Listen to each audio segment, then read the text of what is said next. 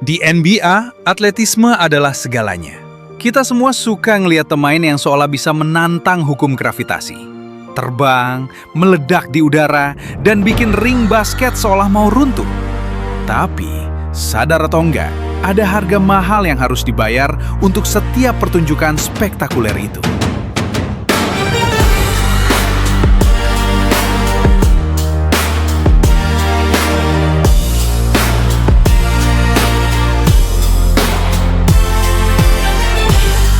Selamat datang di Kutukan Atletisme. Sendi dan lutut manusia itu punya batas elastisitas. Dan gaya main yang terlalu meledak-ledak seringkali jadi tiket tercepat menuju meja operasi. Pertanyaannya, kenapa pemain paling spektakuler justru paling rawan hancur? Kita bedah dari akar masalahnya, yaitu hukum fisika dasar. Secara sains, musuh terbesar para pemain ini adalah sebuah konsep bernama gaya impuls. Bayangin, seorang atlet dengan berat 90-100 kg melompat setinggi 1 meter di udara. Pas mereka mendarat, lutut mereka nggak cuma menahan berat badan normal, tapi harus meredam beban 3-5 kali lipat dari bobot asli mereka akibat efek percepatan gravitasi. Sendi yang paling menderita menahan siksaan ini adalah ACL atau Anterior Cruciate Ligament.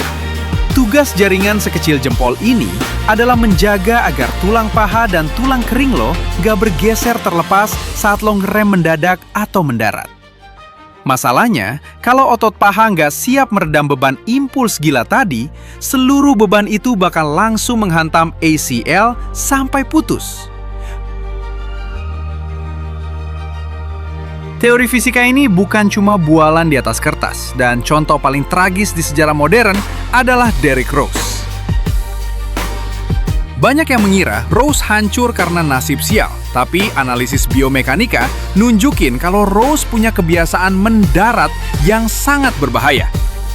Setiap kali habis melakukan dunk monster, Rose hampir selalu mendarat dengan kaki lurus alias lutut terkunci, dan parahnya sering bertumpu hanya pada satu kaki. Efeknya, beban impuls ratusan kilogram tadi langsung menghajar sendinya tanpa ada peredam sama sekali.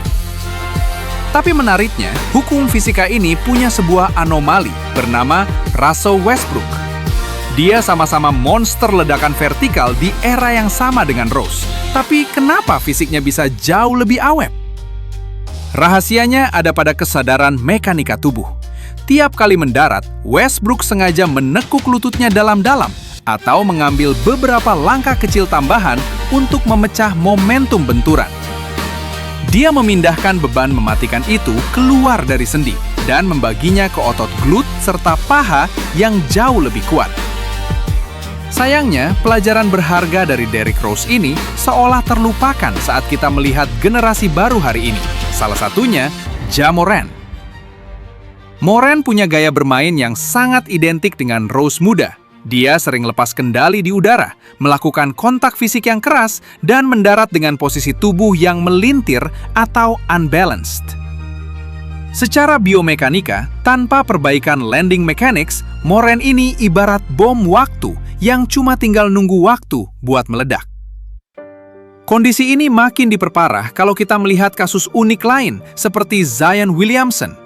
Di sini, masalahnya bukan cuma sekedar cara mendarat, tapi perang terbuka antara massa melawan eksplosivitas.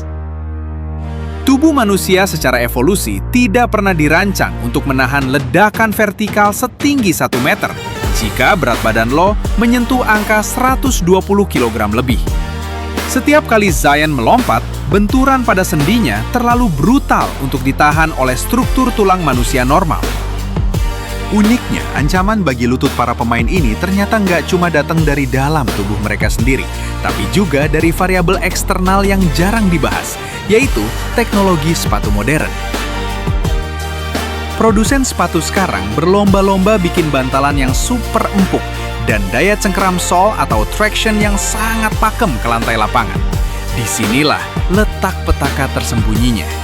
Ketika sepatu lo terlalu mencengkeram lantai secara instan saat melakukan cutting mendadak atau mendarat, pergelangan kaki atau engkel lo bakal terkunci total.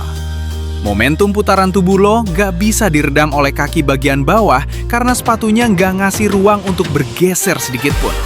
Alhasil, seluruh energi kinetik itu naik ke atas dan memaksa lutut lo berputar. Sepatu yang terlalu pakem justru menjadi pemicu utama robeknya ACL di era modern. Untungnya, ekosistem NBA modern gak tinggal diam dan mulai belajar dari kesalahan masa lalu. Contoh paling sukses adalah cara mereka menyelamatkan karir Steph Curry.